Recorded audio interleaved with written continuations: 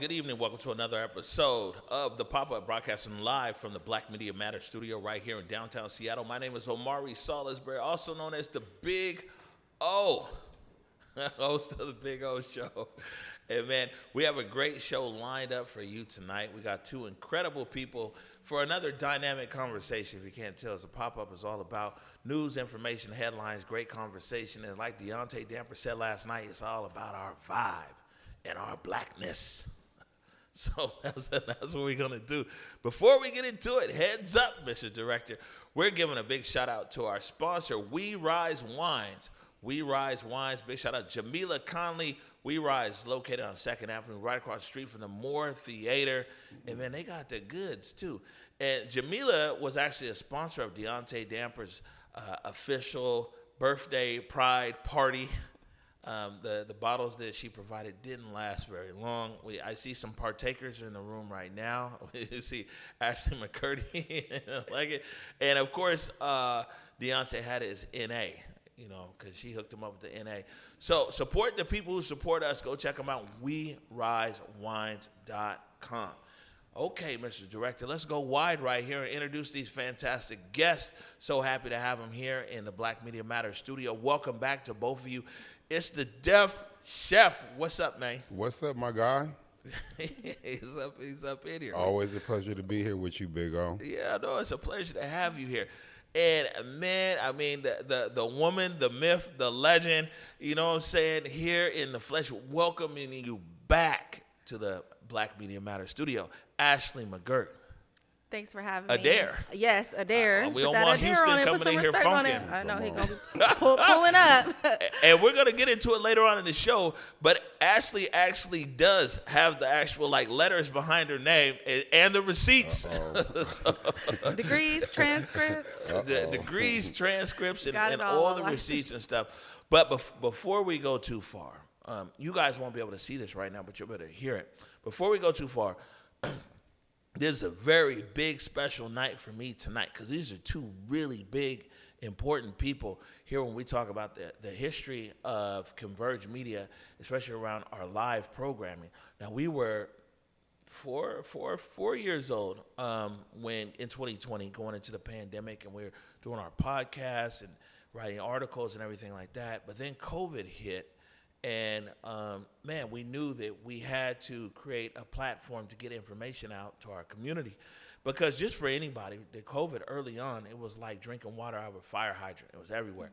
But then ain't nobody care about the black folks, man, because, on the news, they would be like, oh, here's senior shopping hours at the grocery store. Wouldn't be no stores in the black community. Here's this and that, everything else. So we launched the Morning Update show with that in mind, of how we can inform our community. But the impetus for the Morning Update show came a few days before. And a few days before that, the Deaf Chef was up there on Yesler, and they were feeding people on Yesler.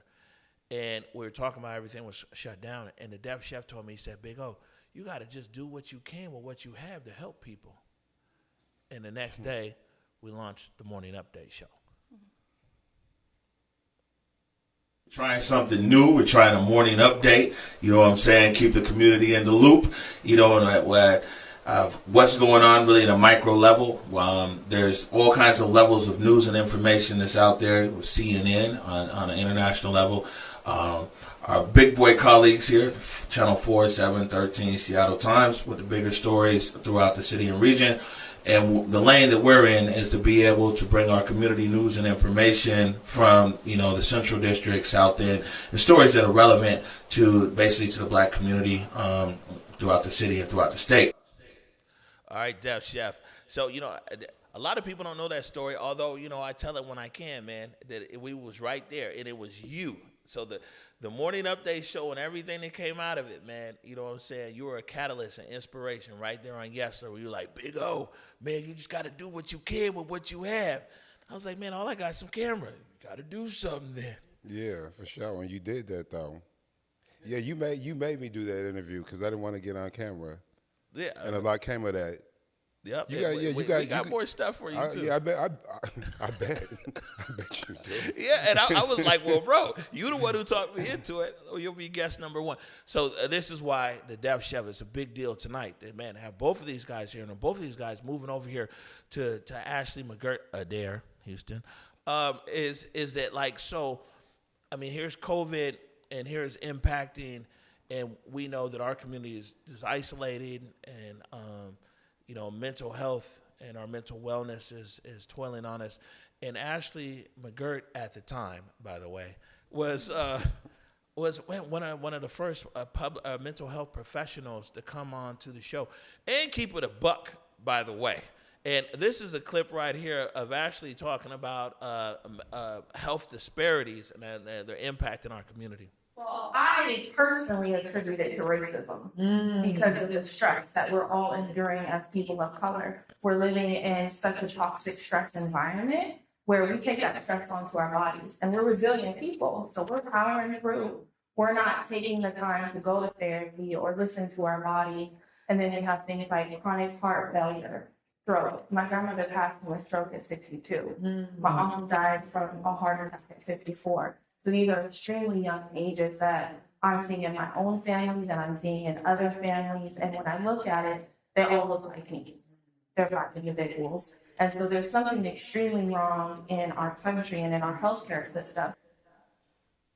All right, Ashley McGirt, yeah, man, listen, that whole interview, I listened to the whole interview because at the time you were in hospice care. Yeah. And everything. Man, you came in, it was guns blazing like, yo, man, black people need to be doing this, and that. I mean, I seen the culmination of what happens when we don't do those things and how our lifespans are cut. So when you're sitting at the bedside of Black people who are dying extremely young, meanwhile, my white patients, our white counterparts, were living well into their hundreds. That's why I came in so hot, and I'm so passionate. Even to this day, even though I'm not a hospice clinician, I know how the implications of this has on our health span and our life, our mortality. All right, good stuff. So now, I just wanted to set the face for our audience why this is a big deal tonight. You see, I went back digging in the crates and the archives and everything because I thought about it. I said, man, these guys was on a few weeks apart from each other 6 years ago on a show that was transformational in the media landscape of Seattle. You know, the Morning Update show transformed, media in this city all the way around. So, anyways, that being said, welcome to both of you. I'm so happy that you're here tonight. Man, thanks for having me. Yes, happy to be back. Good stuff. Okay, so the way this goes is we're going to go through some headlines. We're going to talk that talk. We'll give as much or as little thoughts on some of these headlines here. And then we're going to get into some other topics in the show. We're going to talk about what you're up to, Def Chef, with these young people and food and really feeding the neighborhood. And we're going to talk about what you're up to as well. And your book, got a book out, second book, all kinds of stuff. All right, Mr. Director. Let's start here. This is a big one for all of us black folk everywhere. Angela Rye was in here not too long ago talking about this. This is the voting rights. We got it up here. Good stuff here. This is coming to us from Mr. We good? Yeah, okay. There he is. This is coming to us from News One right here. Shannon Dawson reported thousands and thousands of black voters and civil rights leaders gathered on May 16th in Montgomery, Alabama. We know that Angela Rye was there for All Roads Lead to the South rally to protest the threats to black political power.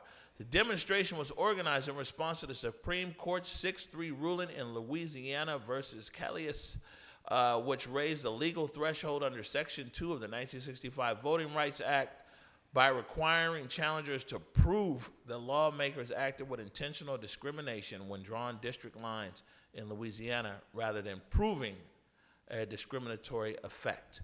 The event began with a silent march at Selma's Edmund Pettus Bridge, been over it plenty of times, before heading to the state capitol, where people were sitting there and lots of people talked. Basically, and we'll go around the room here.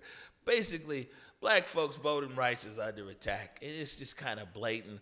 And, I think guys laid it out in this Project 2025. Ashley McGirt, any thoughts on this? I mean, we knew this was coming, and so many of us didn't believe it, and now it's here. And what's really hurting me is the black people who have opted out of this ain't their fight, they're tired, they're gonna sit back and watch others, whereas this impacts each and every one of us, and there's something that each and every one of us can do, and the fight is not done, it's not over. There's no taking a break. Definitely rest and do the things that you need to do for your own well-being so that we can stand strong and continue to fight the systems that have continued to oppress us. And what really stands out to me most, because you just showed the clips from the pandemic, and I think about during that time, during a hardship, so many of us found ways to still experience joy, even though we were isolated. We had the challenges and different things. But also I think about the times with voter suppression, where in the lines, in the places where they can't do the mail-in votes like we can here in Washington, they still experienced joy. They laughed, they danced. So what can we do to experience joy in the midst of it all? And we have to lean on that. And I think that's where I'm finding my rhythm to move and still stay afloat, because all this is madness and it's constantly something each and every day. Dev Chef, your thoughts on this attack on voting rights? There's going to be an attack on anything we do. If we collectively said we're not voting no more, that would be a problem. If we collectively said we did, if we think with our own mind, if we move in a block, but the main thing is do what you're going to do. It's a marathon, not a sprint. Spend more time fighting a good fight than arguing about nothing, and I think that that's going to make all the difference, because knowledge is power, and if we're proactive more than reactive, we will do better. I think that we need to make that a forward thing, being proactive. So. Yeah, and so I got another article in here, and I wanted people to realize. So it's a few things. It's funny you mentioned COVID, right? And we're talking about voting rights, because Washington State in King County, and especially the municipality of Seattle, my friends, we live in a bubble. Mm-hmm. And I'll just be honest with you. And it's people who traveled during COVID and saw the rest of America. Man, I had so many family members who died down south, and a lot of it, one, it was just crap health care, but even more than that was lack of advocacy and lack of this. The disproportionality was real, right? We didn't experience that really here, especially in the city of Seattle, right? In our legacy neighborhood, and even the South End, you got all these world-class healthcare facilities, and in Swedish and Harborview and everything else. Man, the rest of America, COVID was like, bruh, it was wild. And so it's almost like, again, right now, with what's going on with our civil rights across America, we're sitting here and we're like, oh yeah, we've got Jayapal in Congress, and we got these guys here. We're good, but kind of to the point of what you said, Ashley, is that like, man, our brothers and sisters across this country, people's foot been on their neck, so they tired. If we sitting over here good, we need to be the fresh ones on the line. You know what I'm saying? We need to be the ones who need to be, standing up for what's next. And this next article here, Eric, this says A6. This one, I thought that this was important to bring up. And this is coming to us from the Seattle Times. And the Seattle Times covers a swift and high-stakes legal decision as a federal judge rejected an aggressive conservative bid to toss out Washington State's current legislative district maps. The legal challenge was mounted by a group of Republican interpreters who, following the recent U.S. Supreme Court decision, that weakened the Voting Rights Act and limited the use of race in redistricting. So this is right here in Washington State. Now, the case got thrown out, but in Washington State, this is over in Pasco and Tri-Cities, but they're trying to break up majority Hispanic districts. And so now, when people, like I just said, people always think that it's down south, it's Mississippi, and it's Alabama. No, it's right here as well. Absolutely. And going back to COVID, we have to talk about what did happen right here in Washington. The first case of COVID was actually in a predominantly white neighborhood, and then what do? They create the first COVID site in a predominantly black neighborhood, one of the most diverse cities, Kent, Washington. I was living in Kent at the time, and they set up this facility. They didn't have any kind of supports, people coming in and out. We didn't actually know how the virus was going to spread at that time, and the fact that they moved this from a white neighborhood into a community that was predominantly with people of color. And they said it was the only hotel, motel that had doors on the outside, which was actually false because there's plenty of hotels throughout the state of Washington that have doors on the outside, and they could bring in the HVACs and the different materials that they needed during COVID at that time. But it was falsely put out that there's only this one building in Kent. So I don't know if you remember when that was going down, but it definitely impacted me as a homeowner in Kent, a resident in Kent, and those people who had COVID were leaving the facility. They were going to the Denny's across the street, passing it around, and it was just unregulated, and they left the community where it actually started and put it in my community. That's the way it goes down, huh?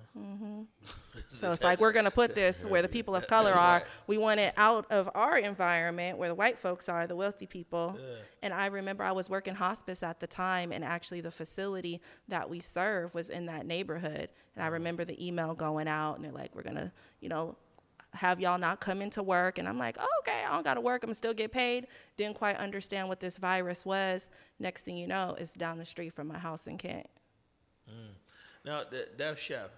But a lot of times people think that the boogeyman, the civil rights boogeyman, is somewhere far away in the deep south of Mississippi's and Alabama's. But we see right here the guys are more than ready to break up a Hispanic district over in Eastern Washington. Well, I was actually born in Kennewick. A lot of people don't know that. Okay, Benton County up in here. I moved here when I was like 2 or 3. The city's really all I know, but I'm from over there, and it's racist as hell, bro. I mean, like, just to be 100, when you just look at the general practices, like if you're really familiar with the Tri-Cities, the black people are someplace. The Mexicans are more spread out now, but it wasn't that way before, and Kennewick was Kennewick. He said Kennewick was Kennewick. You know, and we already know you couldn't be over in Richland. Oh yeah, no, you wasn't. Richland is still Richland now. Yeah, but I will say this regarding COVID: the restaurant industry definitely was a platform. A lot of that got passed around, right? Like when I really look at it for what it was, I'm pretty sure I had it before it was ever called anything. Right? When you look at the restaurant industry, that's why they closed. That's one of the things they closed first, because we come to work sick. Right? Like everybody's worked in a restaurant, fast food, whatever. We come to work sick. And so, and it really did, it hurt things economically, because it was like overnight, right? People had to close just like it's right now. We didn't really have a contingency plan. We're still not proactive. Like a bunch of us have no idea, especially in my industry, what's going to happen if something were to go wrong. Like example, something simple as fair wage. We were shutting down over fair wage, so we're not ready for a real emergency. Yeah, that's we did a lot of reporting on that last year with whatchamacallit around restaurant. We're going to take a quick break right now. When we come back, we're going to talk about some places near and dear to all of us, although I actually been talking about Kent and stuff. But everybody loves 23rd and Jackson. Hey, I ain't from Kent. I just lived there at the time. And knowing you're going to have a 7th or 8th house there too. We'll be right back. You're watching The Pop-Up.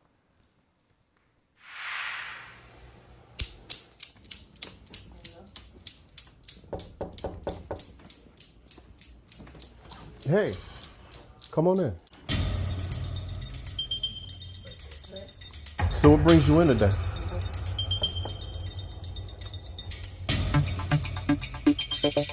He think he know The me. man can't make a sandwich.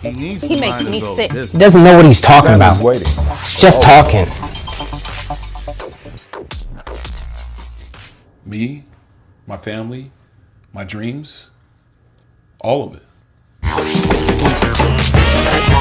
Acts on Stage presents the world premiere of Black Man Goes to Therapy.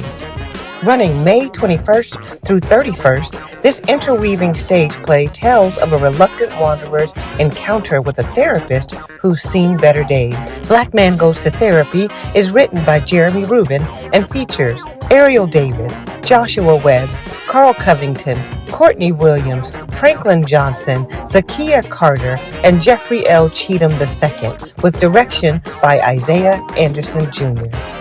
This profoundly moving theatrical therapy session is an unmissable experience where the unapologetic hope is healing. Tickets available now at axonstage.com.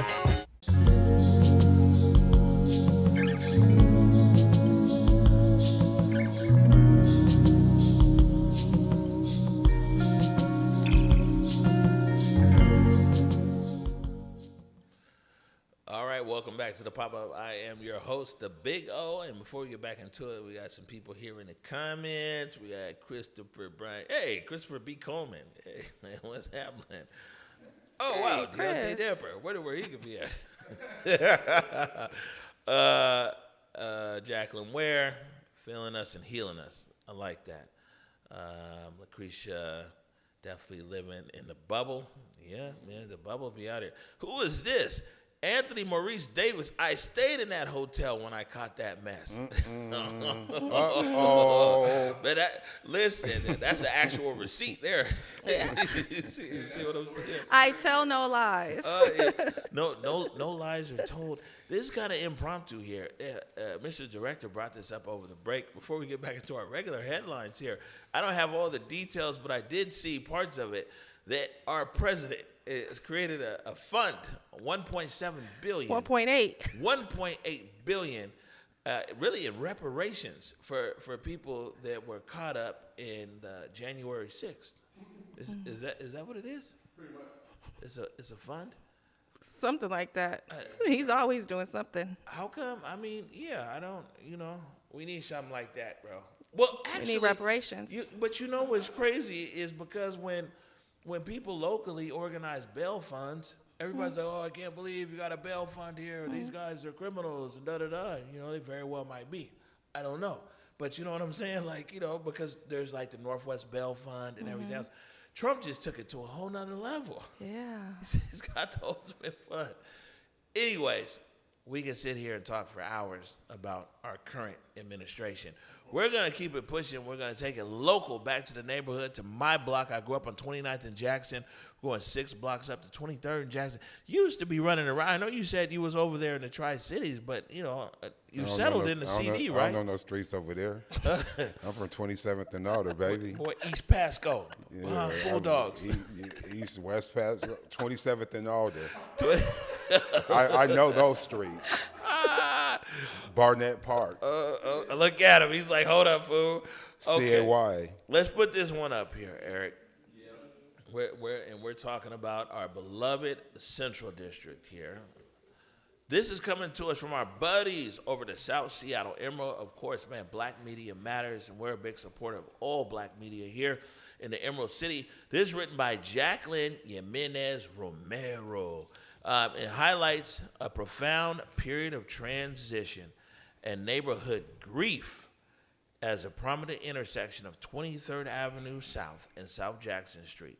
Following the recent closure of neighborhood Starbucks and an Amazon fresh grocery store, the local Walgreens has officially shuttered its doors. Man, Walgreens. Leaving Seattle's historic Central District without a single remaining pharmacy, which is crazy because Jordan's used to be there when we was kids. Longtime residents note that gentrification has rapidly shifted the area's black population from 90% in the 70s, ooh, it was slapping, believe me, to under 20% today. It's actually under 10, replacing a tight-knit community hub with a physical and cultural void. While neighboring businesses face safety concerns and declining foot traffic from the sudden loss of these commercial anchors, local black entrepreneurs and community leaders are pushing back against structural neglect. Man, Dev Chef, start with you. From the block, man.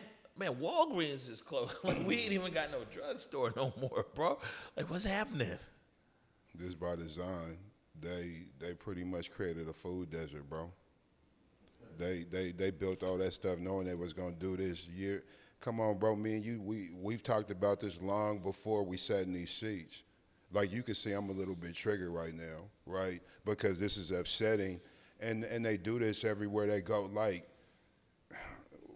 there's examples way before this one. Like, this goes back decades, right, where they get the community dependent on a situation, on a factory, whatever we're looking at, and then they just decide we could just fold it, right? See, this is the danger of monopolies and bigger business. Bigger business is cool because we need that, but let's just say you go into a town, population 20,000 people, so you employ 20%, 40% of the town, then you just wake up one day and want more profits, and you just hold everybody hostage, right? That's what Amazon came in for, to do what they did. That wasn't, they knew that. What did they just pull in last year before they closed? It was something crazy, like 20, what? I don't know. You don't know? Well, you looking over here.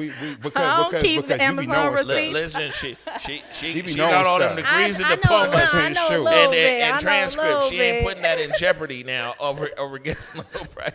Yeah. That wasn't part of the UW curriculum. I don't know. Basically, they still made a bag and was like, "We out of here." They Is that made what the you're most saying? money they've ever made in a quarter.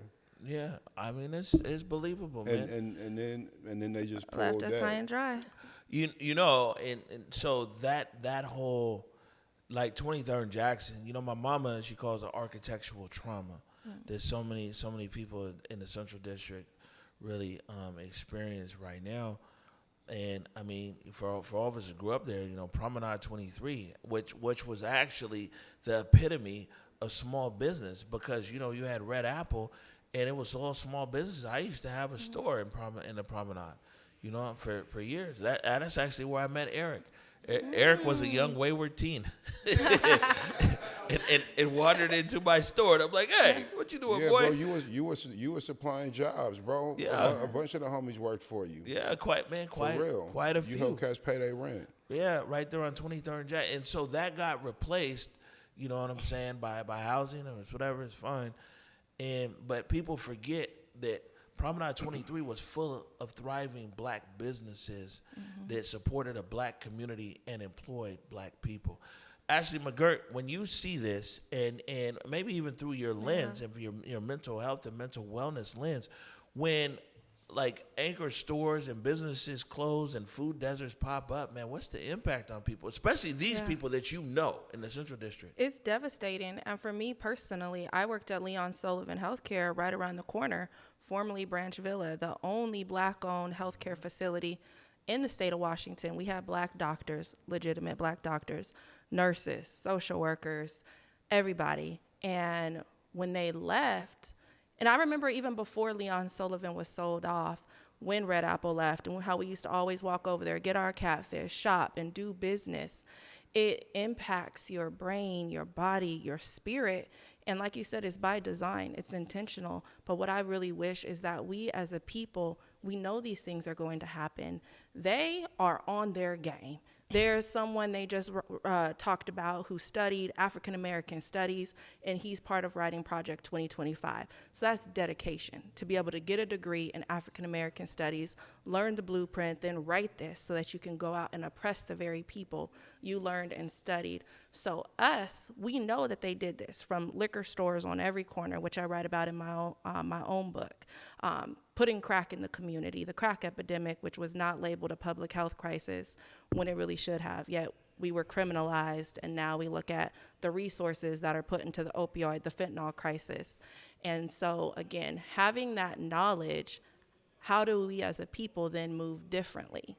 So right now, I'm happy that everybody's talking about mental health and we're doing better to improve our mental health and well-being, but it's really a gut to the system, to our psyche and how we move, because it's like, damn, again, another thing, another entity that's left our community, gutted us, took in our buildings, our resources, and left us high and dry, and something that we began to rely on for a minute. And it's like, okay, that minute's gone, they got their profits, and now they're out. Yeah, it's a cold, man, it's a cold one. And I'll be honest with you, between 20, man, almost every intersection in our neighborhood, 23rd and Jackson for sure, 23rd and Union, right now, 23rd and Cherry. I love Dre's video, The Hood Ain't the Same, where he goes. Ain't the same. Yeah, I he mean, just goes through. it's real. And it's crazy because people, I mean, they think that we're tripping when we're like, no, I mean, this actually is painful. Mm-hmm. That's why when moving into this studio, we were intentional to put so many images here of our neighborhood, literally of our ancestors, who came before us here, because it's like, damn. And how we continuously are pawns in a much bigger systemic setup. Because like in 2019, what was that bill, Deontay, remember? 1916, whichever one. But it passed the House, and both houses unanimously and signed by Governor Inslee. It basically said that the Central District's been harmed. We were harmed by government. We were harmed intentionally, and that's what actually the PDA that formed the McKinney Center, it was part of that legislation. But unanimously, every lawmaker in the state of Washington was like, yeah, man, the Central District been dogged out. And they signed that. And it's like it's real, and we live like with this harm, and what's happening right here, we continue to be harmed. Yeah, with little repair. Yeah, with little repair. Then they wonder why you bumping somebody like the damn chef who's like, you know what I'm saying? Come on. It's a cold one, man. And I know, man, whenever we talk about our neighborhood, and don't worry, see, my mama always says that you can't leave people in an affected state. So some of these stories, they've turned very serious on us. Yeah. But we got a good story at the very end. We're not there yet, so we're going to make sure everybody smiles. All right, we're going to keep it moving right here. The next one is right up your alley. This is mental health and AI. We're going to talk more about mental health later on in the show, but I thought this was interesting to put into the headlines here. You let me know when you got that up for us. This is from an NPR article last month. Health correspondent Rahitu Shitterjee explored the polarized reactions to the rapid integration of artificial intelligence into the mental health field. While AI tools designed to automate time-consuming administrative duties are welcomed in the industry, we'll see what Ashley says, for their potential to reduce clinician burnout, they have also triggered substantial anxiety regarding job displacement and overall safety of care delivery. Although experts point out AI cannot replicate or replace the essential human element of a psychotherapy, the accelerating adoption of these technologies across health systems makes their presence inevitable. So, Ashley, when I have a question, I just thought about this. I might have an answer. On those apps where they're like, hey, you know what? Download this app, talk to a therapist now. Are they really talking to somebody, or is that an AI bot? They are, and honestly, I don't know the full scope of it, but I will say organizations like BetterHelp, Talkspace, billion-dollar industries that have got their bread and butter off the backs of clinicians who were willing to kind of sell themselves short. Because when you look at the process of what it takes to actually be paid from those organizations, the amount of clients that you have to see, and then those AI bots are studying, they're paying attention to what's being said. I just recently saw a news article where someone's whole session, the transcripts were brought into court. And so me, when I'm doing one-to-one therapy, I'm not actually transcribing that session, so that will never actually be presented in front of a judge because I'm not transcribing it. Hold on, man. Right. Hold on. So are clinicians and therapists, are you guys the new rappers and producers? where they're taking the songs and they're training the AI? Pretty much. And so I'm always talking to clinicians, and I'm saying, you guys got to stop signing up for these things because you're the ones who are training the system. You're doing it for the bare minimum. That's why it was really important for me when starting the Therapy Fund Foundation that we actually pay our clinicians a market level rate versus the pennies that you have to do. How many people do you have to actually see before you're getting paid from BetterHelp or Talkspace? And then they've got the celebrities, the backing, the Serena Williams, who are advocating for these things, but they actually don't know the harm that's happening to the clinicians that are participating in it. And then, of course, the patients that are being treated, and then when these things show up for them in the court system, like what just happened to the woman. Dev Chef, your thoughts, AI and therapy. You know, growing up, I used to love the Jetsons. I used to watch that show all the time. Didn't we all? Right? Yeah. It's interesting how much of that stuff is here now. Yeah. And I love technology. I watch a lot of documentaries. We used to build skyscrapers by hand. Every invention that we have is to eliminate a job. They say it's to make things easier. I'm black, so what you mean? You'll never make anything to be easier for me. So when you're creating something, it's to get rid of the human element of it. It doesn't matter what it is. I went to a spot and had some coffee. It was made by a machine, not the regular machine you plug in at home. It had arms. Oh, it made a flower. Look, Okay. Yeah, man. I said, oh, this is crazy. But at the end of the day, the barista wasn't baristaing. You made a machine do it. I went to a spot that made a burger. Only thing that the people did was handle the money, right? We have to make sure we don't get cut out of life, right? Man, listen, I cook for a living. I know you don't want the job of putting the fries in the bag, but if you don't want the job, they're gonna create a machine for it. Look at what they're doing in the stock rooms.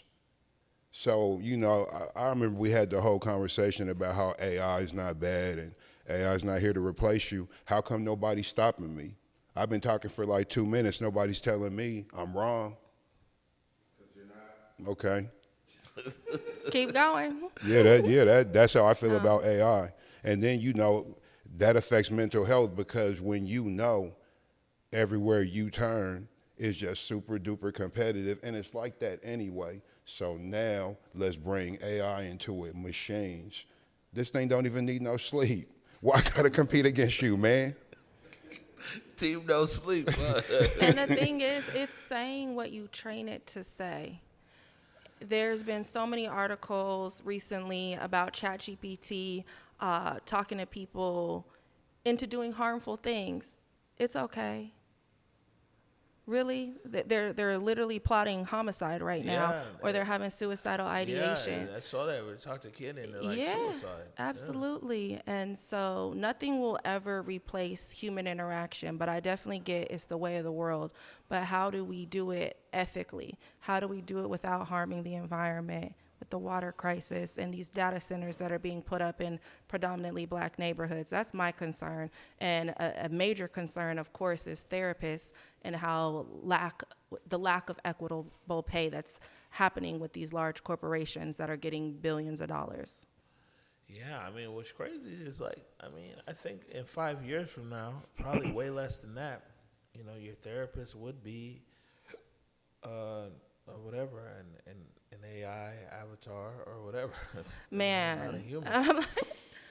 We're barely making $1 million annually, and I'm paying over 200 clinicians $200 an hour, and that's on a bare minimum $1 million annual salary. Yet these companies have billions of dollars, and they want to pay under minimum wage. That's foul.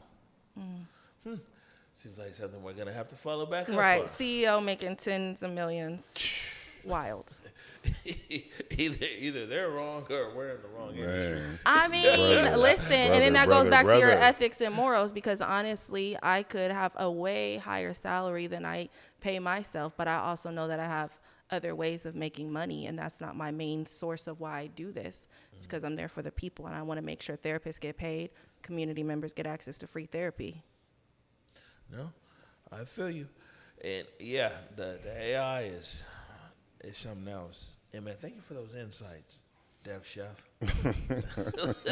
Look, he's dropping gems from the hood. I need to know where this robot coffee maker. Oh man, we'll go. Tell me after. I'll take you right Not over that I'm there. a go, but Oh let's go over there. Yeah, you need to see this. You already know. oh, you done been there. You got the flour. You got the flour. You already know. Apparently, director Eric goes there. And they sell sushi on the other side. Oh, Lord. And they probably make that with arms. They probably got machines for that. Speaking of food, we'll keep it moving here to our last story here in the headlines. You'll let me know when you got this one up here, Mr. Director. There it is. This is actually from our blog. Hey, and you know what? I think I'm the one who published this. We're talking about Chef Christy Brown, the culinary powerhouse behind That Black Girl Cooks. Christy Brown has been honored as a 2026 Corporate Citizenship Award recipient and named a diversity champion by Puget Sound Business Journal. This prestigious recognition celebrates That Brown Girl Cooks for its leadership, philanthropy, and impactful culinary activism centered around the mantra, everybody gotta eat. First and foremost, a big hand for Chef Christy Brown. Yes. That's what I'm talking about. All right. Everybody got to eat, especially you, Ashley. What are your thoughts here on Chef Brown? I love it. I was just at communion the other day for Angela Rye's Sunday dinner, so I'm all about it. I'm celebrating. Clap it up. Yeah, man. And the chef is right now. Deb Chef, you're a chef too. What are your thoughts? Man, big ups to Christy Brown. That's one of my mentors. That's Big Sis. So anything she's doing, I'm championing it. You know what's up. Yeah, no, it's all good, man. Me and Charlene were out at Chef Brown was cooking at De La Soil, which turns out is her like favorite restaurant. It's out in like I think it was Shoreline or something like that. She was out there burning. She was cooking goat, some other stuff. It was wild. Oh, okay. Like, oh man, the skills there. So I'll be honest with you, I'm biased. I live right across the street from Communion. I'm lucky. I'll be honest with you. So we talk about the CD. You got it good over there. I know our Fam Bam on Jackson got it hard. They're getting hit hard right now, right? But I'm on Union, and guys actually had to fight very hard for this on Union, to be honest with you, for these buildings and Liberty Bank and everything else. But living there in Midtown, check this out. I got Communion across the street. I got Jerk Shack right behind me. I got Marjorie. I got Cafe Avol. You know what I'm saying? All right there. And then in the bigger picture, there's also the Neighbor Lady, PCC, and Taco Chukis. Oh, yeah. And the liquor store and the weed shop. You have the burger joint right there. So to be honest with you, you know what I'm saying? I'm kind of comfortable. Grocery outlets on MLK. Oh, yeah, grocery You actually outlet. got a grocery store over there. On, man, and you got PC. Ain't that PCC Yeah, right, PCC man? 's Bro, right you're there. living it up. Man, you got I don't the got no pizza. PCC on my block. I'm hell? with it. And we get a discount at a special place over there, right, Eric? My favorite. Okay, good stuff. You are, because I'm in South Park. I got the Scene, couple Mexican restaurants. The Mexican restaurant slapping out there. I ain't say it wasn't. I'm just authentic saying, out there. I got the Scene, that's it. Uncle Eddie's. Yeah, but you got The you pizza got spot, I'm Mexican not a spots, fan though. of. Yeah, I had the tacos today. Yeah, that's what I'm saying. got It's here. Taco Tuesday. Yeah, man, you're out there. Look, we're going to take our second break here. And man, we're going to mix some things up here. We're going to talk about mental health. Continue that conversation. Hey man, have you been following this thing with Cheyenne Bright? Yes. Sounds like it is. So we're going to take a quick break. When we come back, see, me and Ashley got a history about accreditation and stuff like that, and checking records and all that. But we're going to take a quick break. We're going to jump right into it. Watching the pop-up.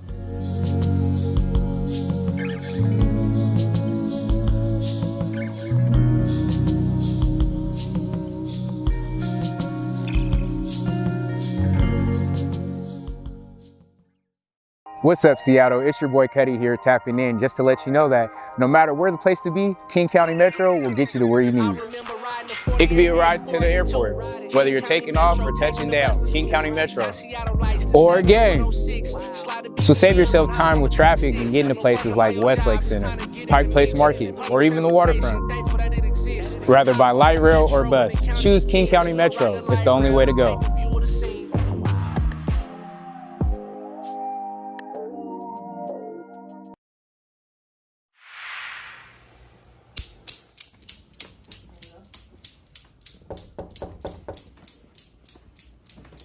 Hey, come on in.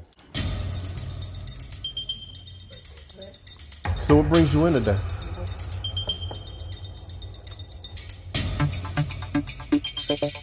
He think he know A me. man can't make a sandwich. He makes me sick. He doesn't know what he's talking about. He's just talking. Me, my family, my dreams, all of it. Acts on Stage presents the world premiere of Black Man Goes to Therapy. Running May 21st through 31st, this interweaving stage play tells of a reluctant wanderer's encounter with a therapist who's seen better days. Black Man Goes to Therapy is written by Jeremy Rubin and features Ariel Davis, Joshua Webb, Carl Covington, Courtney Williams, Franklin Johnson, Zakiya Carter, and Jeffrey L. Cheatham II, with direction by Isaiah Anderson Jr. This profoundly moving theatrical therapy session is an unmissable experience where the unapologetic hope is healing. Tickets available now at axonstage.com. All right, welcome back to the pop-up. I am your host, the Big O, joined tonight by the THA, Deaf Chef, my guy, what's happening? What's up? And Ashley McGirt-Adair, don't forget the Adair, I dare you to do that, who actually is an accredited license and has all the receipts, a therapist with a degree from the University of Washington. We're Go Huskies. Yeah, exactly. We're transitioning now into our conversation. It's about mental health and food and all kinds of stuff like that. But, people do tune in for the sparks. And so we're going to start this part right here. Conversation about doctor, because that's what she's going by, is Cheyenne Bryant. And what's crazy is like, for a year, we're probably going to renew it with Fox Soul, but for a year, we're partners with Fox Soul. And so her show actually was started right there on Fox Soul. And so we used to have all the commercials and everything and the promos and all that kind of stuff. So for people that don't know, and it's crazy if you're like watching us and don't know, because, all right, whatever you say, is that Cheyenne Bryant, is the name, or Dr. Bryant, that's what she goes by, you know what I'm saying? I know somebody named Dr. Feelgood, but it turns out that she don't have no doctorate. Well, at least she can't prove it. Well, she's saying that she went to Argosy University and got a doctorate, but the university closed, and she couldn't get the transcripts and everything else. And actually, hold on, Eric. I got something on this. I'm tripping. C1, yeah. Oh, you got it up? I see. Let me give you a better explanation here. All right.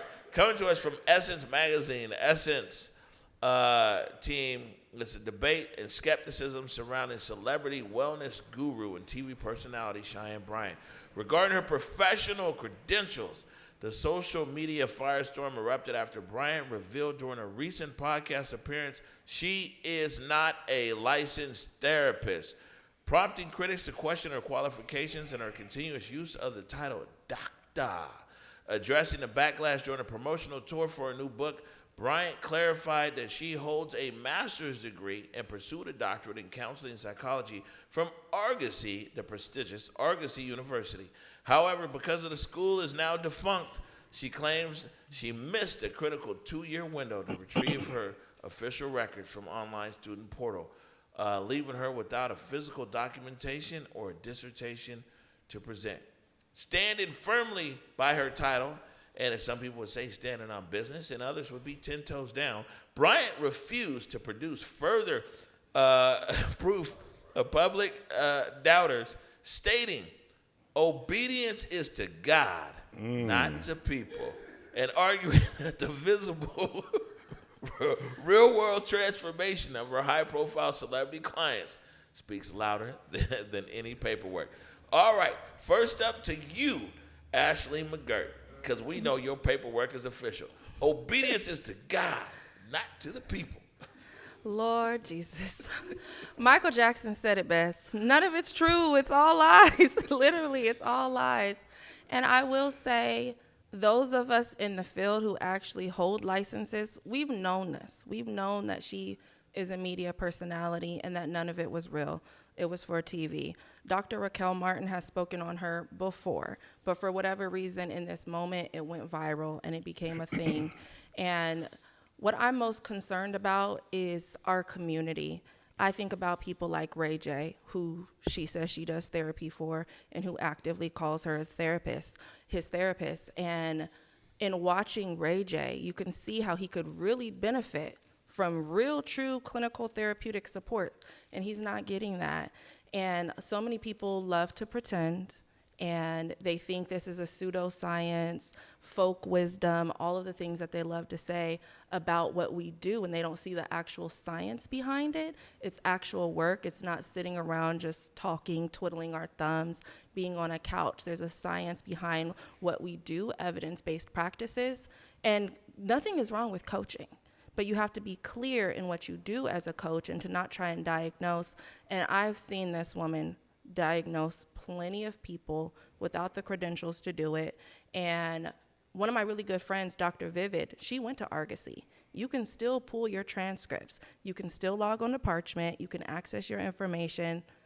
It's still available whether the school closed or not. So again, in the words of Michael Jackson, it's all lies. None of it's true, and it is harming our community most because we see people with these huge platforms, pretty people. She's a beautiful woman, so we also have to talk about that and the colorism that showed up between the conversation amid her and Dr. Raquel Martin, who's a darker-skinned, actual licensed clinician, doctor, scientist, all the things that she is, and so many people, they want to just bypass it and say we're attacking her, we're piling onto a black woman.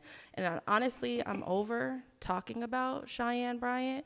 I'm most concerned with our community and letting them know how to access the information, how to go to the Department of Health, how to actually verify providers. You and I had this conversation years ago when you reached out to me about a clinician who I knew was not, I don't even know why I'm calling them a clinician, who is not a therapist, but says they're a therapist. And I'm like, you have to go online, verify. It's free, it costs you nothing. It's super simple to do.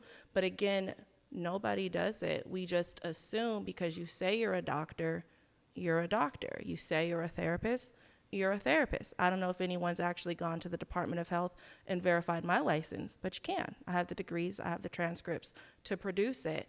And just because a school closed, you think you can say, oh, I can no longer access it. They said they were going to give me the money back, and I said no. Again, all lies. And you're harming the people that you say you care about most, black people. You're going on black platforms and spreading harm. I'm going to follow up with you on a few things here, but I want to get your thoughts on this, Delsha. Okay. So we really should have went to me first and let her close this out. But that's fine. I'm going to just do the best I can. Do your thing. So as far as this goes, for me, it's a consistency thing. in doing this community work, I am required to allow people to be things they're not all the time, right? All the time. So now all of a sudden, but I'm with her, like there's things that I know, but if that's what you're calling yourself, that's what you're calling yourself. Example, me. I've been in the game for years, cooking, doing stuff, throwing whole things.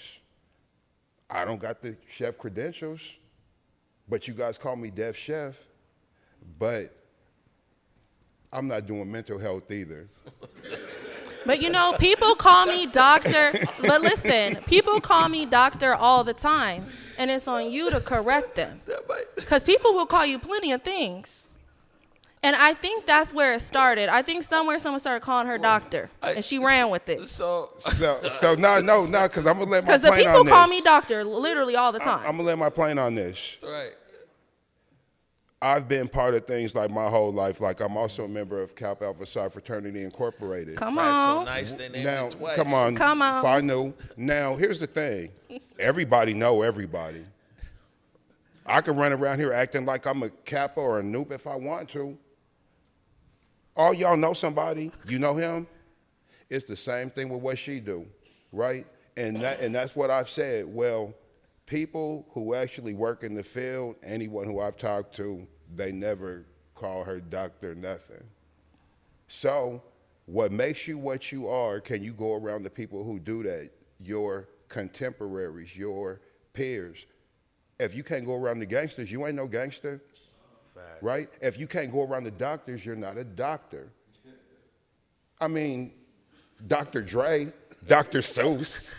Stop.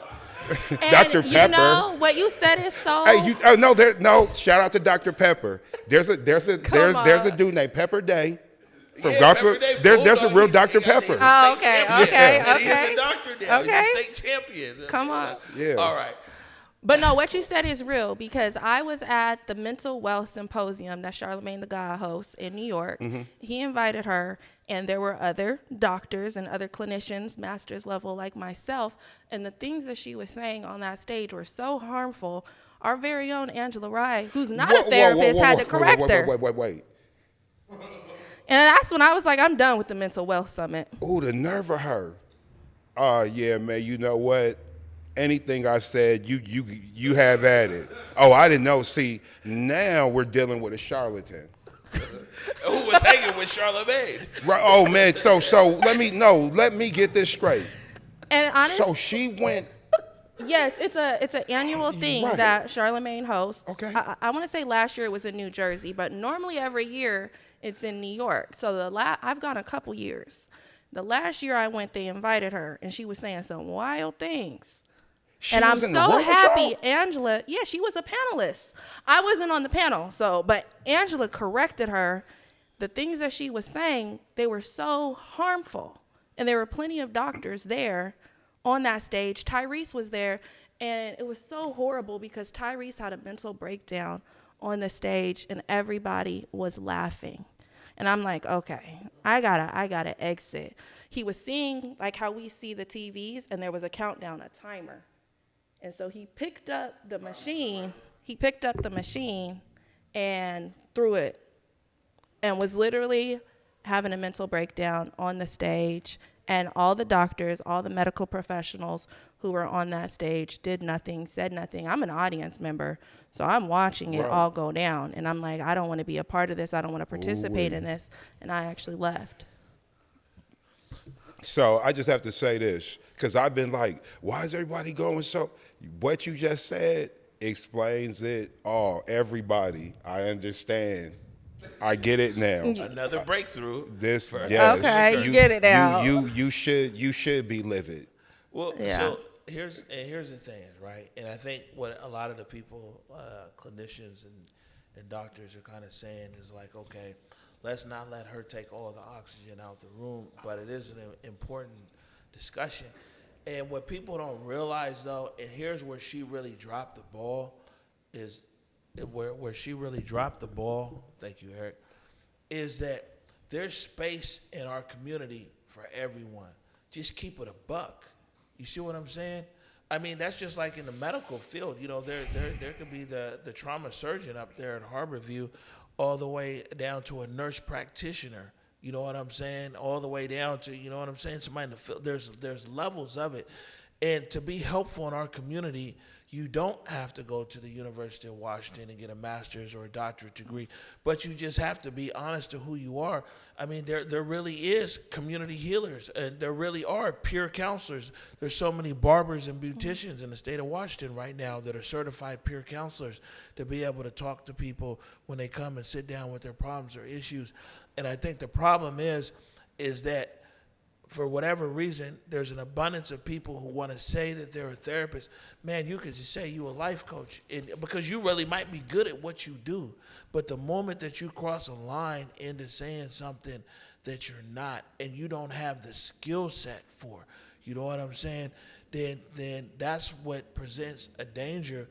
And for far too long, we let people get away with it.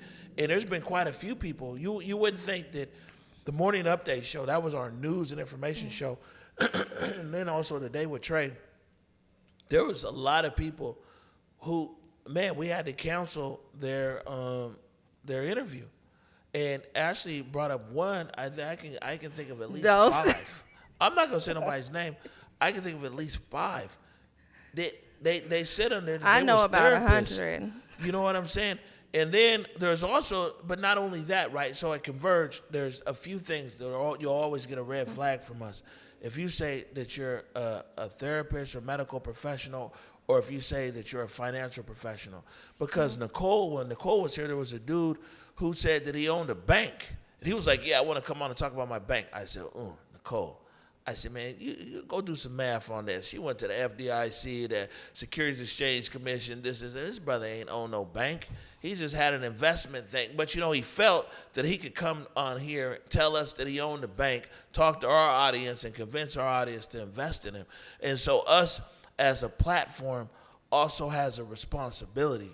You know what I'm saying? And it was a national platform that we used to work with, by the way, that had her on there on a show that didn't do any research to be like, are your credentials real? So it's kind of crazy that little old Converge here in Seattle does much more research on anybody who says they're coming on here that has a doctorate or a master's or anything else than national TV platforms, because that is actually where she rose to prominence on national TV. So, you know, I say all that to say that there's space in our community for everybody who's actually doing the work in their level or capacity. But you just got to be honest, right? Absolutely. I always pay homage to the barbers, the stylists, the big mamas, the people who have held space for us when you couldn't get to the people with credentials, the people with lived experiences. And that's why it was so important for me to have a peer support program at the Therapy Fund Foundation when I founded it, because I know that you don't have to have the degrees or the accolades to be able to support people in the healing and where they need to get to in their life. But all you have to do is be honest. I think about Iyanla Van Zandt, and she's very clear that she is not a therapist. She is a life coach, a media personality, all of these things, and she never once said that she was a therapist. And that's all Cheyenne Bryant had to say. Yeah, no, it's 100. It's even here at Converge, so it's a difference. And I keep going back to the Morning Update show because we were together side by side, is that I'm a journalist. Triana Holiday's a media personality. Mm-hmm. You know what I'm saying? And it's the difference right there. And that's why that show works so well, because you have me just very serious on things. And Triana was serious as well, but she could take a different take. She could give opinion. She could do this. She could do that and everything else. She's a media personality. I'm the journalist, right? Any other thoughts? Man, just by the look on your face, you seem very disgusted by this enlightening news. Hey, man, listen, I love to learn. And, she a scammer, bro. I didn't know all that.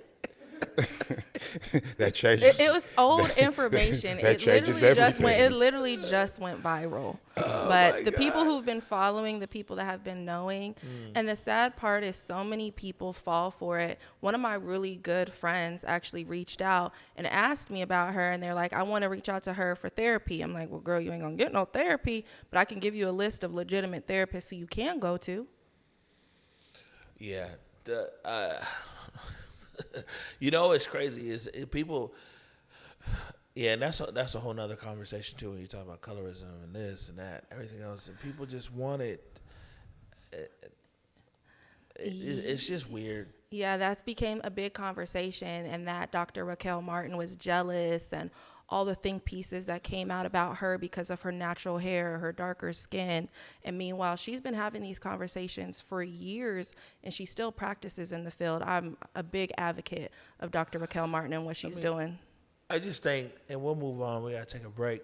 But I just think that if Cheyenne just would have been like, yeah, just ran with it. Like, you know, I don't know, man. The hood started calling me doctor. Anyways, I'm still out here trying to help people. That, man, she's quadrupled down. She says that only Jesus can That's crazy. Look at her That's transcripts. a red flag right there. Only God could judge me. I don't that's gotta a tell fact. you nothing. Oh, yeah. I agree with her right there, but still. Yeah, but for the credentials, though. Yeah. But I mean, not a broke clock is right twice a day, so I don't know. All right. So before we get out of here, actually, we're gonna take a break, and we got a little something. Oh no, hold on. We can't take a break yet. We got a few other things here. We got a book. Man, look, we don't let Cheyenne Bryant take a look at it. She's scamming us out of all of our airtime. She scammed the time. Look, she's we're stealing again. We're getting scammed out of our airtime. Cricket. All right, Eric, let's put it up here. C2, the cost of healing in science. What people are seeing right now, actually on the screen, is your book. You're more than welcome to keep it right there. He's going to come back to you.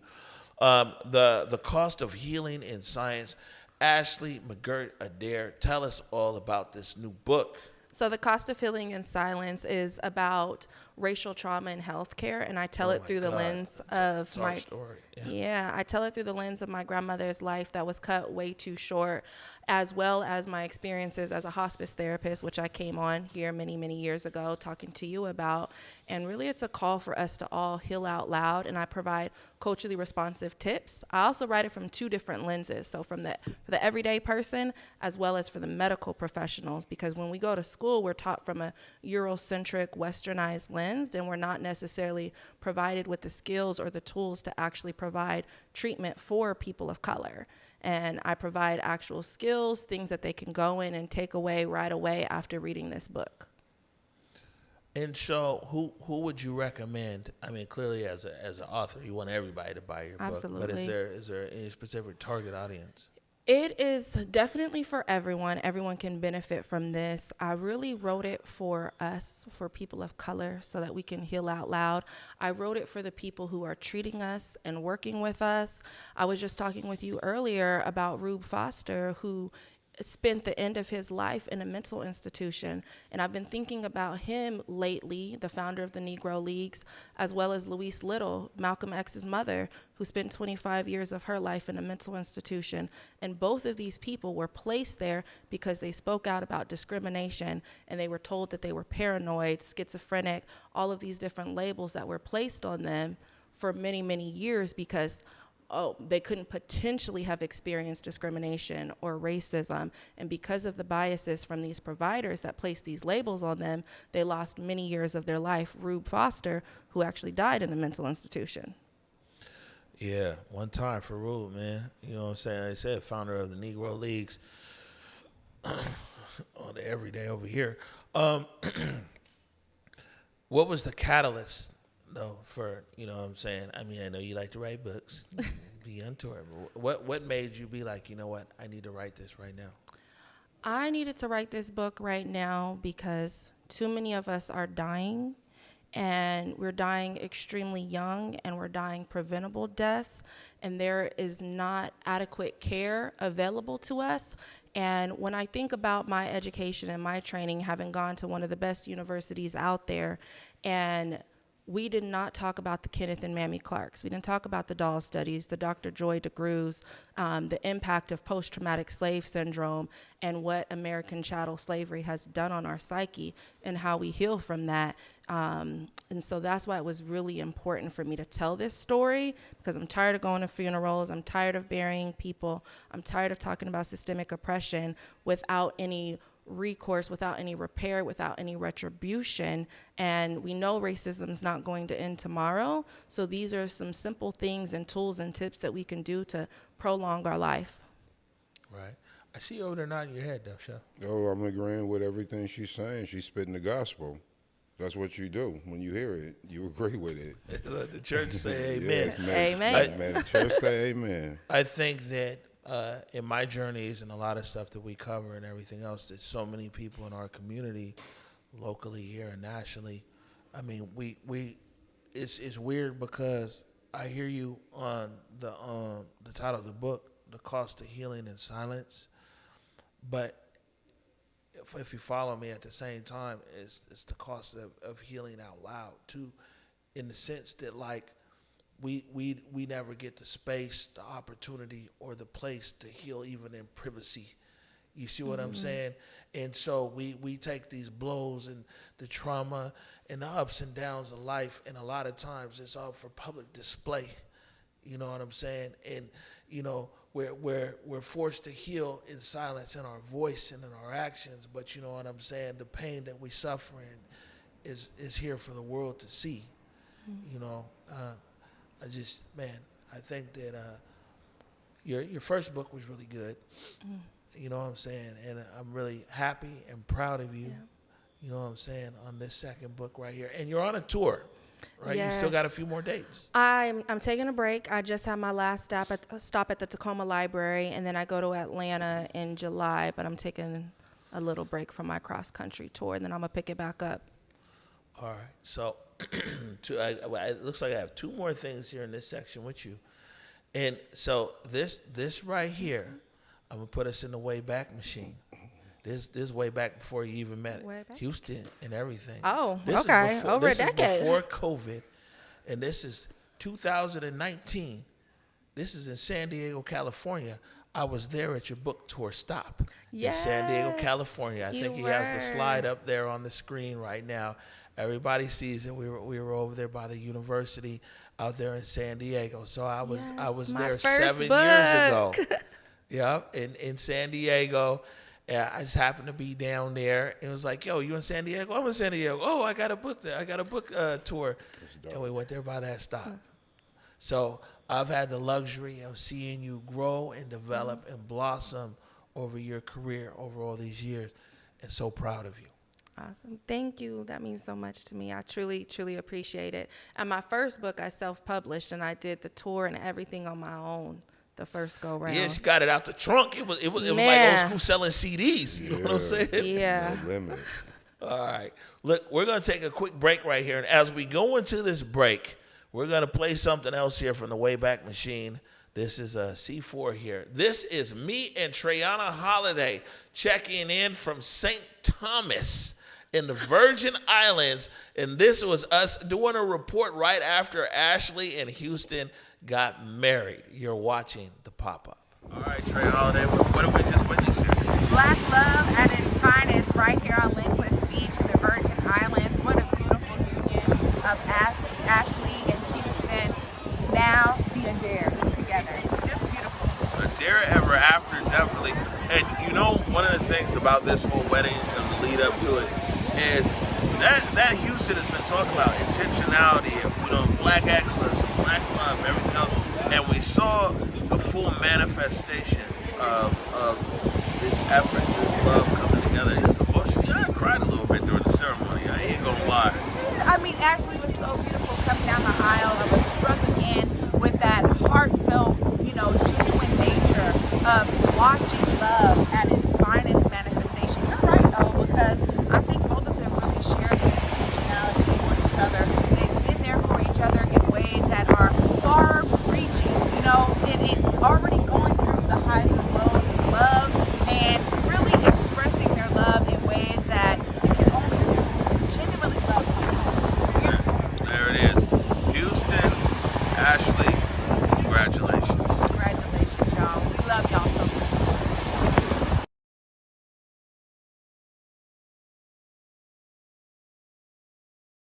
What's up, Seattle? It's your boy Cuddy here, tapping in just to let you know that no matter where the place to be, King County Metro will get you to where you need. It could be a ride to the airport, whether you're taking off or touching down, King County Metro, or a game. So save yourself time with traffic and get into places like Westlake Center, Pike Place Market, or even the waterfront.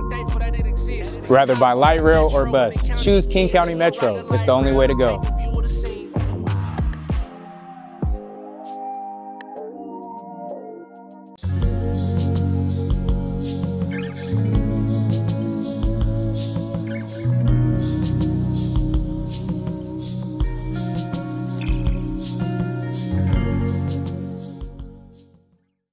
Now's your chance to join the Days to Come Reading Challenge to ignite the civic imagination needed for racial repair in Washington State. Read, discuss, and take action until Juneteenth to bring Dr. King's vision of a truly just society to life.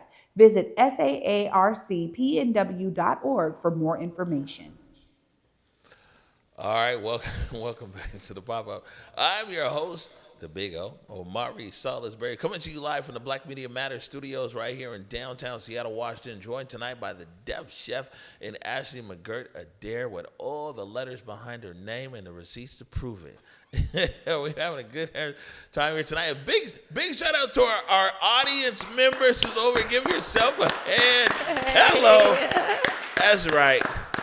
It's not as lively as it usually is. I see a lot of, sparkling waters and Coca-Cola cans. Sometimes we're used to wine bottles and tequila chasers. So they've been tame here tonight. All right, so man, we wanted to pop it to you here real quick, Deaf Chef, and check out some of your thoughts on things. Before we do, let's see here. Let's go to. I want to bring something up. This was actually back in 2020, a few weeks before the COVID shutdown. And man, you had your whole thing going there. Like COVID actually threw you a twist because the restaurant was up and it was running, and then here comes COVID. But man, here it is. This is right here, you on Yesler Street when I checked in with you 6 years ago. Right on. What's up? This is the Deaf Chef.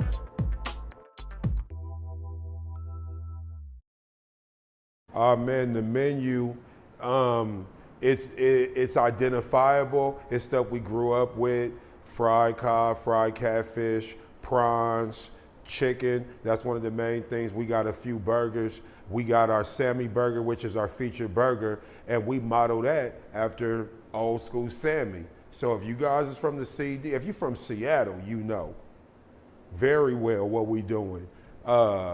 Red beans and rice, mac and cheese, potato salad, greens, yams. We got a real straightforward, good menu. Got some dessert too for you. All right, so let me get the camera, Eric. Let me see if I can do it. What's up? This is the Big O.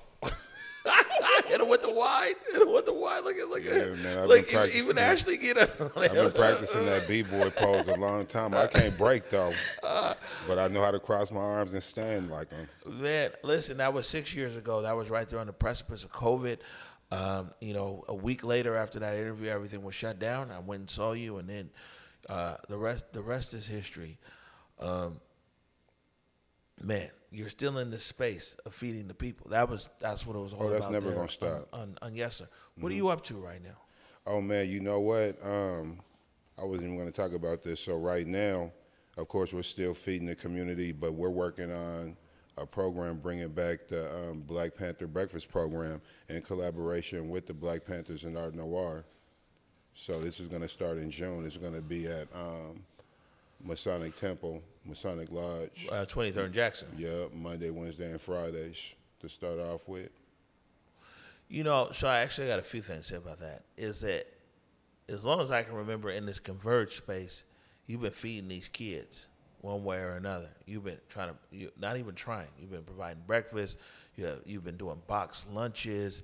You've been doing after-school lunches. I remember during COVID, the whole thing was if your kids ain't got no food, come here and everything else.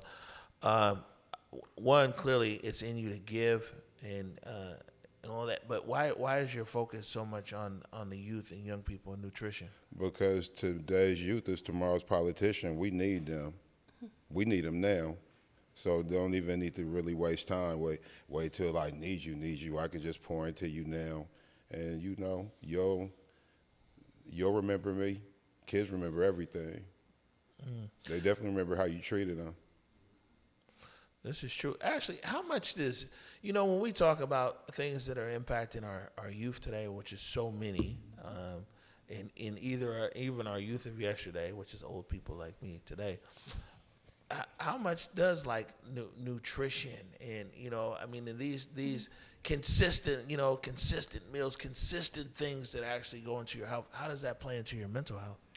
Every aspect of it plays a part of it. I think a lot about Black boys who were overdiagnosed with ADHD, and then when you think about what they were eating peanut butter and jelly sandwiches, processed jelly on white bread, and then they were drinking Kool-Aid with all the sugar, and then they were going to school, can't sit still, overreactive, all because of their diet and what was going into their bodies. And then they were given Ritalin, all the different drugs, placed into special education programs, put on IEP programs. And we have to really go back to the nutrition and what are being fed to the children, and also why. Kool-Aid, you can get 20 packets, 10 cents back in the day? Man. I don't know how much they are now. I don't drink Kool-Aid.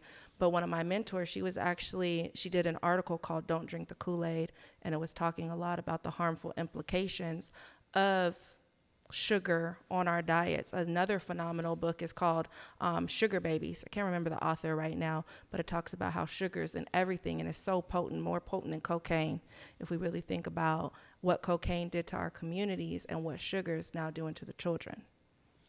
Wow. So, clearly it's good to hear from somebody who actually has the degrees. You know what I'm saying on that side? But it didn't even take all of that for you to understand that connection of diet in our young people, right? Yeah, everything, our body everything is connected. Mind, body, soul, word, sound, power, right? Whatever we're talking about. So like Ashley was just talking about, when you're eating a bunch of nothing, corner store stuff, right? You're not gonna have you're not gonna have food as a resource. If your resources aren't good, the engine's not gonna be good. I don't care what type of architect you are, you need quality products to get the job done, right? So when we're feeding our kids, if we want them to become a Big O, we want them to become an Ashley, hey man, we can't just give them McNuggets all the time. Fun fact, they were transporting produce in COVID trucks. After everything cleared out, Hold on, what? They did what? Fun fact, because the average person will never criticize their profession. No, that's true. Unless it's about their money, like money coming to them. Like, see, this will help money come out my pocket, right? Nobody ever talks about this, but you could look this up while I talk about it. Everybody has Google or whatever search engines. They were sanitizing trucks that had COVID cadavers in them, and then they were transporting produce across America. Oh, yeah, okay, I get you. Yeah, now that's really believable. Like, come on, I just want to, that just came to mind for whatever reason. That's hella believable. But taking it back to 23rd Union, you said Armoire because it's right there, but taking it back to the Central District, what made you want to get in partnership now with Armoire and the Black Panthers here? Watch, it's. And by the way, it's like, yeah, we actually know like the Black Panther people. We was like, oh, it's the Black Panthers. It's the guy on Instagram. Oh, no, like, come on, the Dixon brothers, their consultants.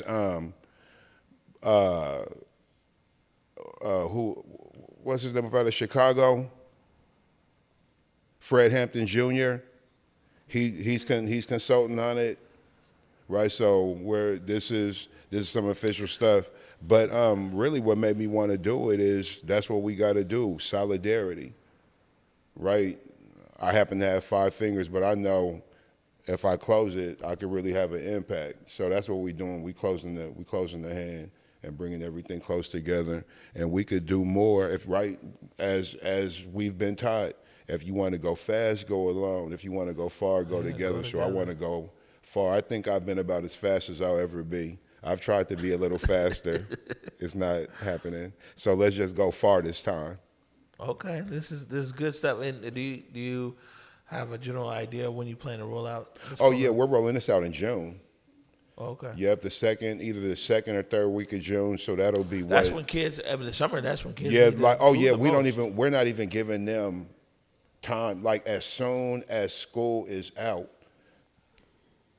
and we're doing this with the intention of it being an absolute year-round program. Yep, we need to make it through the summer, but we're trying to make this thing all year round. And even with that, man, the food is more so a shiny trinket.